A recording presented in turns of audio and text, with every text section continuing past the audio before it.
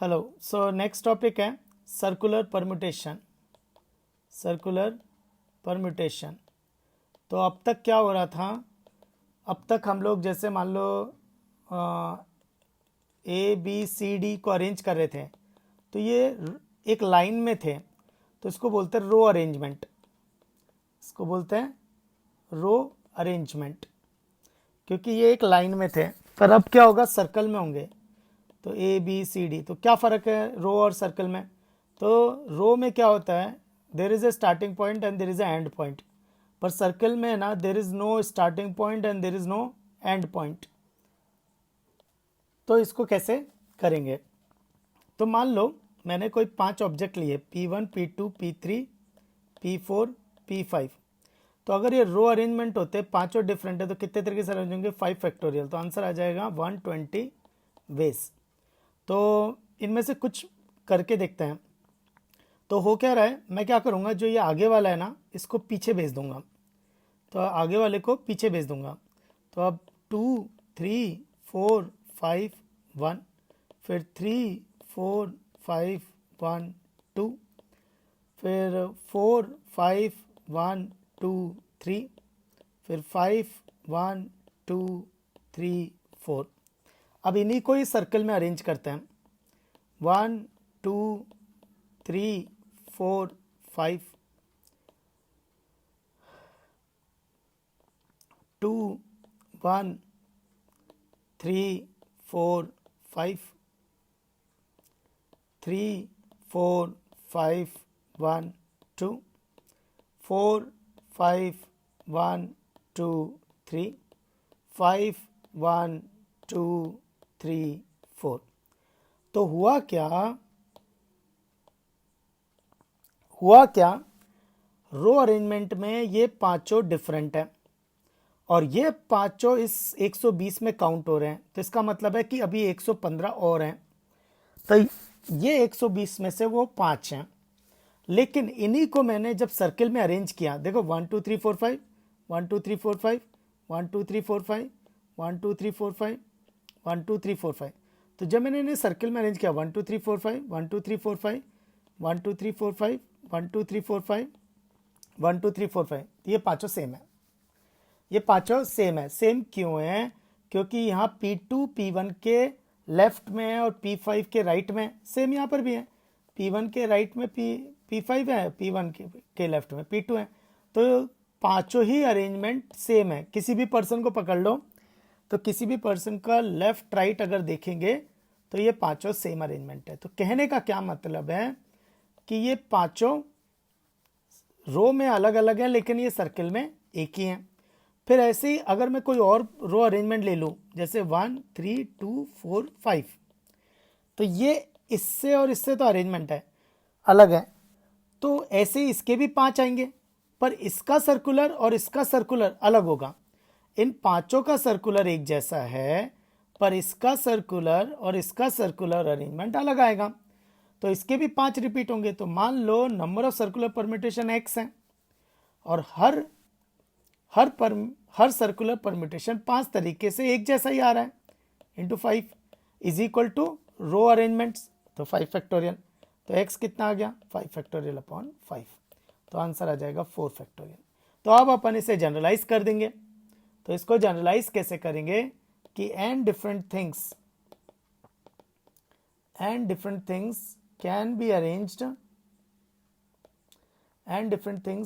arranged in a circle in n-1 factorial ways। कैसे आया? Total का फैक्टोरियल यानी रो अरेंजमेंट, और हर अरेंजमेंट ना n तरीके से एक जैसी आएगी, तो डिवाइड बाय n। तो ये आ जाएगा n-1 फैक्टोरियल। तो n-1 फैक्टोरियल। तो एग्जाम्पल, तो in how many ways 5 persons can be arranged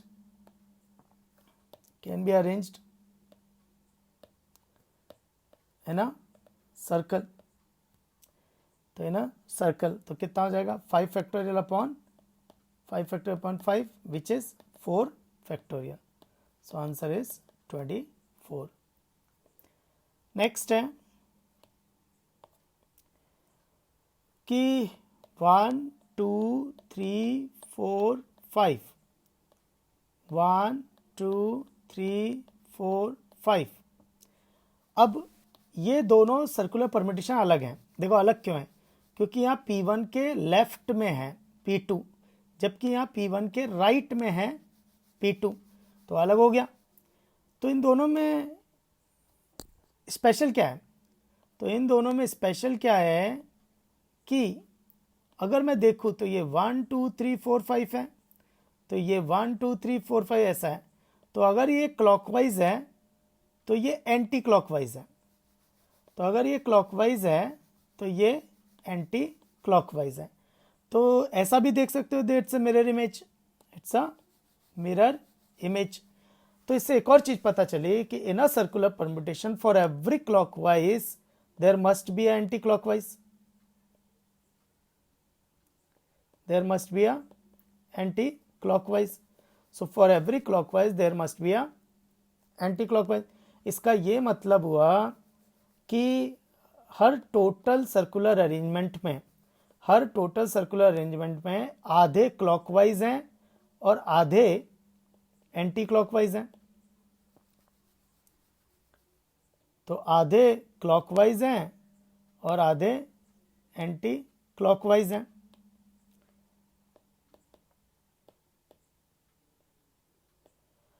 तो अगर कभी clockwise anti clockwise doesn't matter तो आंसर आएगा n-1 फैक्टोरियल बाय 2, क्योंकि आधे क्लॉकवाइज आधे एंटी क्लॉकवाइज हैं। If anti clockwise doesn't matter then divide by 2, if it matters then answer is n-1 factorial. तो रिमार्क कैसे बनेगा? तो रिमार्क है first, these n-1 factorial arrangements between anti-clockwise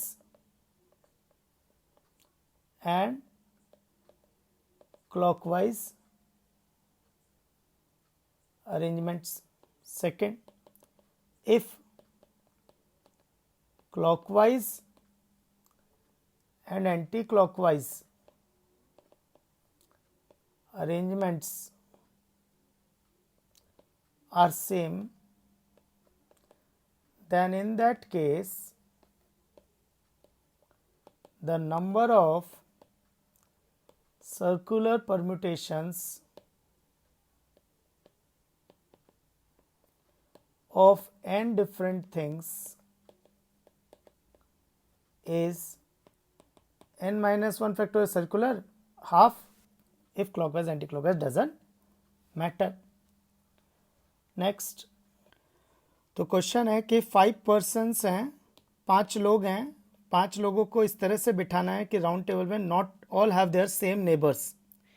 तो मतलब नेबर सेम नहीं आने चाहिए, मतलब जैसे 1 2 ऐसे 3 है तो ये नहीं चलेगा, तो ये दोनों एक ही माने जाएंगे अकॉर्डिंग टू दिस क्वेश्चन ये एक ही माना जाएगा। तो इसका मतलब है clockwise anti clockwise doesn't matter. तो सर्कुलर परम्यूटेशन कितना हो गया? 5 फैक्टोरियल अपॉन 5 और इसका आधा, क्योंकि clockwise anti clockwise doesn't matter. You can also write 4 factorial upon 2। Next, so next है 7 डिफरेंट कलर्ड बीड्स हैं can be threaded to form a garland. तो इसके सर्कुलर परम्यूटेशन कितने होंगे? 7 फैक्टोरियल अपॉन 7 मतलब 6 फैक्टोरियल, लेकिन गार्लैंड में anti clockwise clockwise doesn't matter, तो डिवाइड बाय 2, तो 6 फैक्टोरियल अपॉन 2। नेक्स्ट क्वेश्चन है कि आउट ऑफ 10 फ्लावर्स, ये डिफरेंट फ्लावर्स हैं, अगर अलाइक होंगे तो जितने अलाइक होंगे उतने फैक्टोरियल से डिवाइड कर देंगे, जैसा रो अरेंजमेंट में करते थे। तो ये 10 डिफरेंट कलर्ड हैं, उनमें से 6 फूलों की माला बनानी है। तो पहले 10 में से वो 6 फूल सेलेक्ट होंगे, 10 में से कौन से 6 फूल है वो सेलेक्ट होंगे, इनटू उन 6 फूल का circular permutation clockwise anti clockwise doesn't matter, तो divide by 2, this is the answer.